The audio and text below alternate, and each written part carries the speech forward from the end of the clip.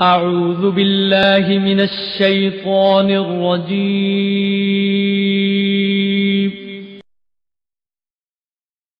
بسم الله الرحمن الرحيم.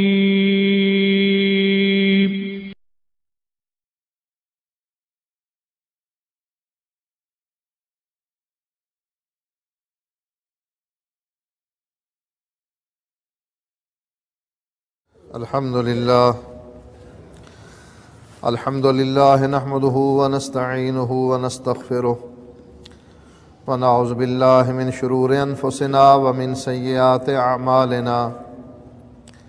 من يهده الله فلا مضل له ومن يضلله فلا هادي له. وأشهد أن لا إله إلا الله وحده لا شريك له وأشهد أن محمدًا عبده ورسوله. أما بعد فإن خير الحديث كتاب الله وخير الهدي هدي محمد صلى الله عليه وسلم وشر الأمور محدثاتها وكل محدثة بدعة وكل بدعة ضلالة وكل ضلالة في النار. فأعوذ بالله السميع العليم من الشيطان الرجيم. بسم الله الرحمن الرحيم.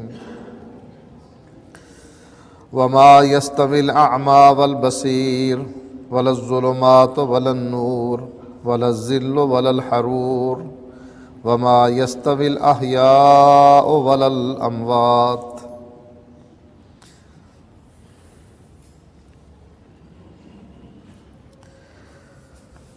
اللہ تعالیٰ قرآن مجید میں مختلف چیزوں کی وضاحت کرنے کے بعد ان کا موازنہ کرتا ہے، یہ بتلانے کے لیے کہ یہ دونوں چیزیں آپس میں برابر نہیں ہو سکتی ہیں، ایک اعلیٰ ہے دوسری ادنا ہے، ایک اچھی ہے دوسری بری ہے۔ اللہ تعالیٰ قرآن مجید میں ارشاد فرماتا ہے وما يستوي الأعمى والبصير ولا الظلمات ولا النور ولا الظل ولا الحرور۔ فرمایا کہ بینا اور نابینا آپس میں برابر نہیں ہو سکتے۔ ایک وہ آدمی جو دیکھنے کے قابل ہے وہ ویسا نہیں جیسا اندھا ہو، اسے کچھ بھی دکھائی نہیں دیتا، نہ اچھے برے کی تمیز ہے، نہ کسی گڑھے سے بچ سکتا ہے، نہ کسی وحشی جانور سے بچ سکتا ہے، اسے جب نظر ہی نہیں آتا۔ فرمایا وما یستوی الاعمی والبصیر، دیکھنے والا اور نہ دیکھنے والا، بینا اور نابینا، آنکھوں والا اور اندھا آپس میں برابر نہیں ہو سکتے۔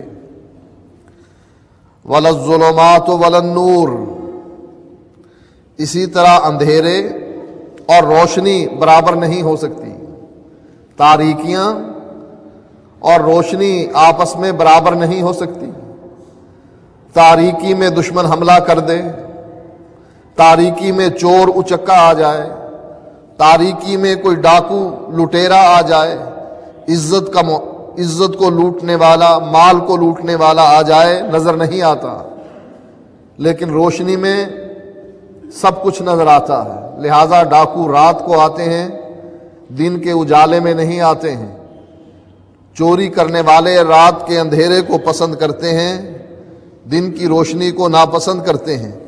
اسی لیے اللہ فرماتا ہے ولا الظلمات ولا النور، اندھیرا، تاریکیاں اور روشنی آپس میں برابر نہیں ہو سکتے۔ ولا الظل ولا الحرور، اسی طرح چھاؤں اور دھوپ بھی آپس میں برابر نہیں ہو سکتی ہے۔ گرمی کے موسم میں جب انسان دھوپ سے تنگ ہو، اس کو چھاؤں مل جائے، اس کو غنیمت جانتا ہے کہ کھڑے ہونے کے لیے، بیٹھنے کے لیے، آرام کرنے کے لیے چھاؤں مل گئی ہے۔ اسی لیے فرمایا چھاؤں اور دھوپ آپس میں برابر نہیں ہو سکتے ہیں۔ چھاؤں سکون دیتی ہے، دھوپ جلا دیتی ہے۔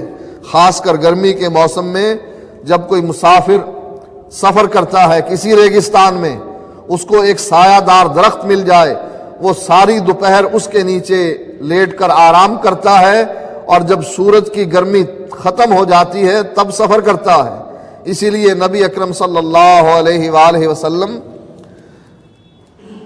جب مکے سے مدینہ ہجرت کے لیے تشریف لے گئے، ابو بکر صدیق رضی اللہ تعالی عنہ کو ایک چٹان نظر آئی جس کے نیچے چھاؤں تھی، سایہ تھا۔ آپ جلدی سے لبکے، کیونکہ ایک ریوڑ والا بھی اسی چھاؤں کی تلاش میں آ رہا تھا۔ آپ پہلے پہنچ گئے، آپ نے اپنے آقا کو وہاں لٹا دیا، آرام کرنے لگ گئے اللہ کے نبی۔ جب سورج کی گرمی ختم ہو گئی، ابو بکر صدیق نے اس ریوڑ والے سے ایک بکری لے کر اس سے دودھ دھویا، اس میں پانی ملایا، نبی اکرم صلی اللہ علیہ وآلہ وسلم کو بیدار کرنا چاہا کہ آپ اٹھ کر اس کو پی لیں، لیکن پھر سوچا کہ آپ نیند کی حالت میں ہیں، آرام کر رہے ہیں، لہٰذا انتظار کیا اس بات کا کہ اللہ کے نبی خود کب بیدار ہوتے ہیں۔ جب بیدار ہوئے، آپ نے ان کو دودھ ملا، پانی ملا، پلایا۔ اللہ کے نبی ابو بکر صدیق رضی اللہ تعالیٰ عنہ سے پوچھنے لگے، ابھی کوچ کا وقت نہیں ہوا ہے؟ ابو بکر صدیق عرض کرنے لگے، اللہ کے نبی ہو چکا ہے۔ گرمی کے موسم میں چھاؤں نعمت ہے، خاص کر ان علاقوں میں جو ریگستانی علاقے ہیں اور اونٹ پر سفر کیا جاتا ہے۔ اس لیے اللہ نے فرمایا وَلَا الظِّلُّ وَلَا الْحَرُورُ، چھاؤں اور دھوپ آپس میں برابر نہیں ہو سکتی۔ وَمَا يَسْتَوِي الْأَحْيَاءُ وَلَا الْأَمْوَاتُ، مردہ اور زندہ بھی برابر نہیں ہو سکتے۔ زندہ ہو، والدین کو فرما بردار اولاد اپنے گھر میں رکھتی ہے، برکت کے لیے رکھتی ہے، ان کی خدمت کے لیے رکھتی ہے، جنت کے حصول کے لیے رکھتی ہے۔ جیسا کہ حسن بصری رحمت اللہ علیہ کے بارے میں آتا ہے کہ ان کی والدہ جب فوت ہو گئیں، عالم آدمی تھے لیکن زار و قطار رو رہے تھے، لوگوں کو صبر کی تلقین کرنے والے، خود ان کے آنسو نہیں تھمتے تھے۔ لوگوں نے آ کر وجہ پوچھی حضرت حسن بصری سے، کہا اتنا کیوں رو رہے ہیں آپ؟ فرمایا اس لیے رو رہا ہوں کہ جنت کا ایک دروازہ بند ہو گیا ہے۔ میرے لیے جنت میں داخلے کے لیے دو دروازے تھے، ماں اور باپ۔ آج ماں کے فوت ہو جانے کی وجہ سے جنت کا ایک دروازہ بند ہو گیا۔ اب فرما بردار اولاد اپنے والدین کی خدمت کے لیے، جنت کے حصول کے لیے ان کو اپنے گھر رکھتی ہے، لیکن کیا مردہ ماں یا باپ کو بھی کسی نے رکھا ہے اپنے گھر میں؟ ان کو پتا ہے یہ خدمت کے قابل نہیں، اولاد کو پتا ہے کہ ان کے جسم میں کیڑے پڑ جائیں گے، یہ اٹھنے کے قابل نہیں، بیٹھنے کے قابل نہیں، لینے دینے کے قابل نہیں، سونے جاگنے کے قابل نہیں، کھانے پینے کے قابل نہیں، لہذا ان کا یہاں گھر میں اب ٹھکانہ نہیں، قبرستان ہے۔ اور جو زندہ ہوتا ہے اس کو کوئی بھی قبرستان میں جا کر دفن نہیں کرتا۔ اللہ تعالیٰ نے قرآن مجید میں ان لوگوں کی مذمت فرمائی ہے جو اپنی بیٹیوں کو زندہ درگور کر دیتے ہیں۔ وَأَمَّا الْمَوْعُودَةُ سُئِلَتْ، اللہ قرآن میں بیان فرماتا ہے کہ قیامت کے دن ان لڑکیوں کو جن کو زندہ درگور کر دیا گیا ہے ان کے بارے میں سوال کیا جائے گا۔ وَالْمَوْعُودَةُ سُئِلَتْ بِأَيِّ ذَنبٍ قُتِلَتْ، کہ کس جرم کے بدلے میں ان کو قتل کیا گیا ہے، یہ قیامت کے دن سوال ہوگا۔ لہٰذا مردہ اور زندہ برابر نہیں ہو سکتے، لوگ مردہ کو گھر میں نہیں رکھتے اور زندہ کو قبر میں دفن نہیں کرتے۔ جو یہ نظریہ رکھتے ہیں کہ یہ شہید زندہ ہیں قبر میں، ان کو چاہیے کہ شہیدوں کو قبروں سے نکال لائیں۔ زندہ لوگوں کی جگہ قبرستان نہیں، زندہ لوگوں کی جگہ گھر ہے۔ اس لیے اللہ فرماتا ہے وَمَا يَسْتَوِي الْأَحْيَاءُ وَلَا الْأَمْوَاتُ، زندہ اور مردہ آپس میں برابر نہیں ہو سکتے ہیں۔ یہ اللہ تعالیٰ نے مختلف چیزوں کا موازنہ کیا ہے، کہیں بینا اور نابینے کا، کہیں تاریکی اور روشنی کا، کہیں دھوپ اور چھاؤں کا، اور کہیں زندہ اور مردہ کا۔ آج ہم موازنہ کرتے ہیں اس ہستی کا جس کو اللہ تعالیٰ قرآن مجید میں نام لے کر کہتا ہے، لقب سے پکارتا ہے، یا ایھا النبی، یا ایھا الرسول، وما محمد الا رسول، یا ایھا المدثر، یا ایھا المزمل۔ اللہ قرآن مجید میں اس ہستی کو پکارتا ہے، اس کا نام لیتا ہے۔ اس پر جبریل اترتا ہے، آسمان سے وحی آتی ہے۔ نبی اکرم صلی اللہ علیہ وآلہ وسلم کی وفات کے بعد حضرت ابوبکر حضرت عمر سے کہنے لگے کہ چلو ام ایمن کے گھر چلتے ہیں۔ اللہ کے نبی بھی ام ایمن کے گھر جایا کرتے تھے۔ غالباً ام ایمن ہی تھی جو بچپن میں نبی اکرم صلی اللہ علیہ وآلہ وسلم کو کھلایا کرتی تھی۔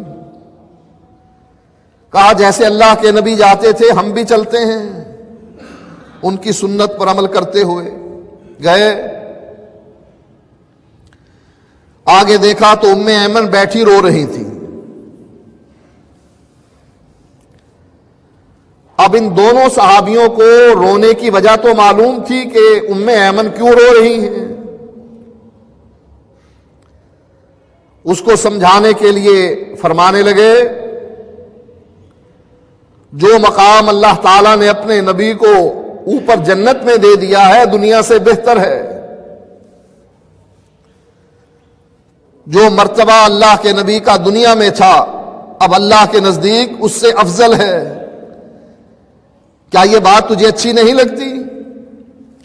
ام ایمن کہنے لگی ہاں مجھے پتا ہے کہ اللہ کے نزدیک نبی کا مقام جنت میں اونچا ہے، اور اللہ کے نبی اللہم بالرفیق الاعلی آخری وقت یہی دعا کرتے رہے، اللہ اب مجھے اوپر بلا لے، جنت میں ان ساتھیوں کے ساتھ داخل فرما دے جو مجھ سے پہلے پہنچ چکے ہیں۔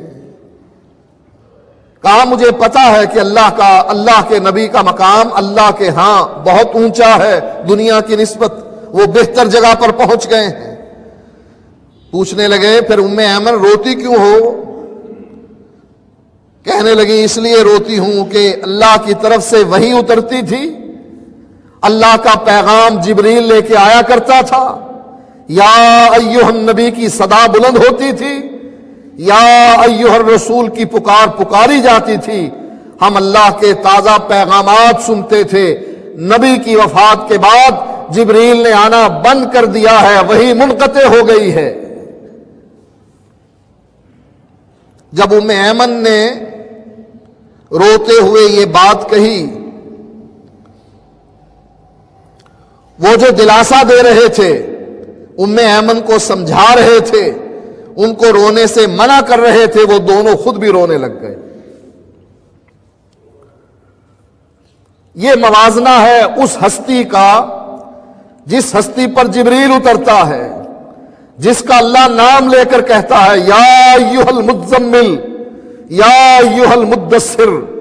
اس نے چادر اوڑھ رکھی ہے، کمبل لپیٹ کر سویا ہوا ہے، اللہ وہی نقشہ بیان کرتے ہوئے فرماتا ہے اے چادر کے اوڑھنے والے اٹھ کھڑا ہو جا، فکبر، اپنے رب کی کبریائی بیان کر۔ یا ایھا المدثر قم فانذر وربک فکبر وثیابک فطہر والرجز فہجر۔ اللہ چادر اوڑھنے والے سے مخاطب ہو کر کہتا اٹھ کھڑا ہو جا، اب کھڑے ہونے کا وقت آ گیا ہے، رب کی کبریائی بیان کر، لا الہ الا اللہ کی صدا لگا، لا الہ الا اللہ کی پکار مکے کے مشرکوں کے سامنے بلند کر۔ کیا یہی مقام یہ مقام ہمارے امام محمد الرسول اللہ کا ہے۔ کیا یہی مقام تمہارے امام کا بھی ہے؟